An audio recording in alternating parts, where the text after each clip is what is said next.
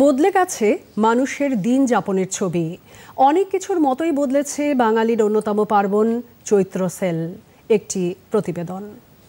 এমন একটা সময় ছিল যখন মধ্যবিত্ত বাঙালি তাকিয়ে থাকত বাংলা বছরের শেষ মাসটিতে আসা চৈত্র সেলের দিকে।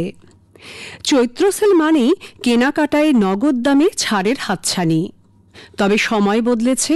করোনা মহামারীর পরবর্তী পর্যায়ে বেড়েছে অনলাইনে কেনাকাটার অভ্যেস।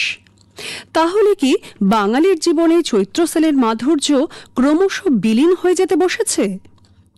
উত্তর কলকাতার হাতিবাগান বা দক্ষিণ কলকাতার গড়িয়াহাট সর্বত্রই দোকানীদের আক্ষেপ, চৈত্র সেলার আগের মতো নেই। অনলাইন হয়ে তো আমাদের ব্যবসা প্রচণ্ড ডাউন হয়ে গেছে, তারপরে শপিং মলের জন্য তো আরও ডাউন হয়ে গেছে।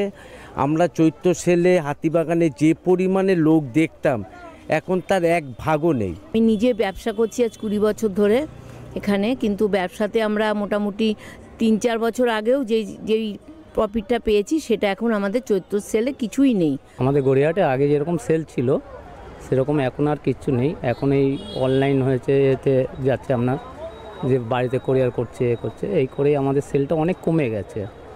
আর চারিদিকে মল টল হয়েছে না, যেরকম এখন পাড়ায় পাড়ায় দোকান হয়ে গেছে, সেই জন্যই আমাদের সেলটা আগের চেয়ে অনেকটা কমে গেছে। এখন এখানে কম দিলেও যারা আমাদের পাইকারি আসছে, যারা পাইকারি নিয়ে গিয়ে ব্যবসা করে, তাদের জন্যই আমাদের এই গড়িয়াহাটটা টিকে আছে এখন।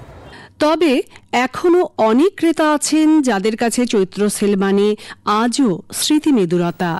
তাদের মতে অনেক কিছু বদলেছে ঠিকই, তবে চৈত্র সেলের অমোঘ আকর্ষণ কখনো হারাবার নয়।